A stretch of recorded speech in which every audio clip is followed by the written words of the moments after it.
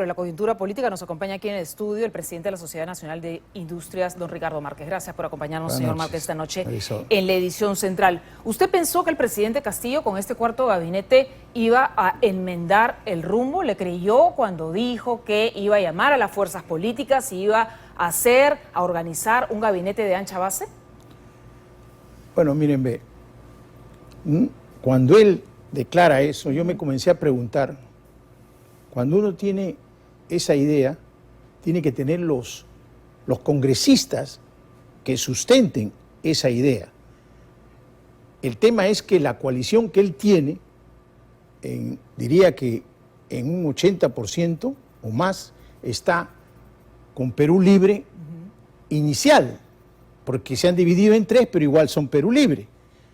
Entonces, ¿qué sucede? Yo me pregunté, si se va al centro, él va a tener que tener a Acción Popular y APP, pero no los tiene. Bueno, parece que ahora en este gabinete valió más el peso de Vladimir Cerrón, ¿no es cierto? Es decir, el presidente Castillo habla de lucha contra la corrupción, pero se deja asesorar y le acepta candidatos como ministros aún sentenciados por corrupción.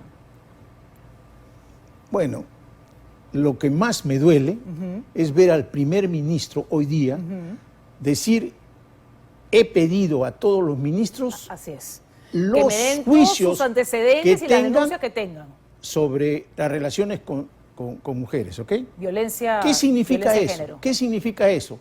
Que tú eres primer ministro, tú no los has escogido definitivamente, y encima no has visto si tienen antecedentes judiciales o penales o de lo que violencia sea. doméstica, exacto. Entonces, ¿cómo es la formalización?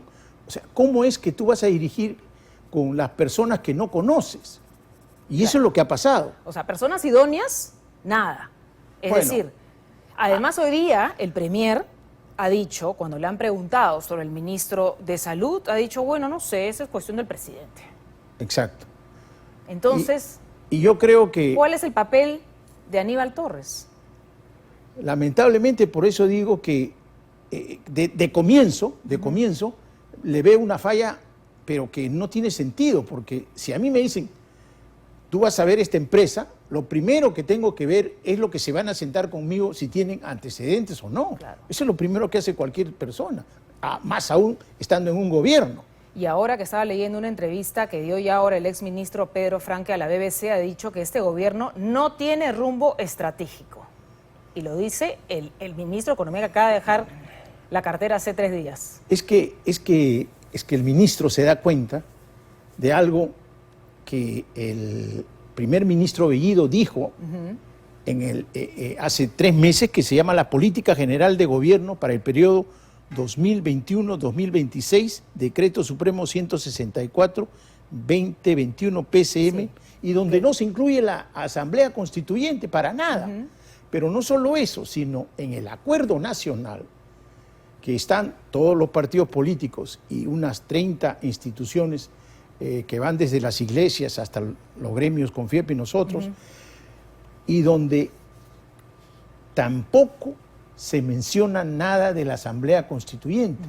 Y encima ahora el presidente ha firmado el ingreso a la OSD, pero para ingresar a la OSD tienen que preparar un plan de trabajo, y en ese plan de trabajo, ¿cómo va a tener sentido con lo que propone Perú Libre? Bueno, pero el tema, por ejemplo, de la Constituyente, donde el presidente una y otra vez habla que la Constitución se tiene que cambiar para que todos los peruanos tenemos derecho a la salud, cosa que es mentira, porque aquí en la Constitución lo dice, ¿no es cierto? Eso es totalmente mentira. Ahora, con la designación de este ministro de Salud, vemos que la salud pública de todos los peruanos le importa bastante poco al presidente de la República. Lo que pasa... Entonces, por un lado dice una cosa, pero con sus acciones se contradice totalmente. Y por eso es que yo digo, ¿a dónde va el Perú? ¿A dónde va el Perú? Y ahí coincido con Pedro Franque, que él, estando dentro del gobierno, se pregunta precisamente ahora. Claro. Que él mismo, y yo tengo una anécdota que yo le dije, cuando has hablado de economía con el presidente, ¿cómo te fue? Bueno, me dijo, ya tú sabes, me dice.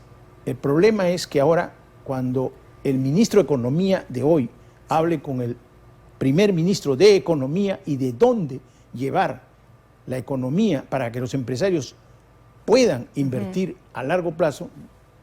Claro, el problema ¿Cuál no va a es, ser la problema, respuesta? señor Márquez, no es que el presidente sepa poco de economía. El problema es que el presidente se está dejando asesorar por todos estos asesores en la sombra, ¿no es cierto? Y no por sus ministros, porque ya son el ministro Avelino Guillén, la ex ministra Mirta Vázquez, ahora el ex ministro de Economía Pedro Franque, que hablan de estos asesores en la sombra.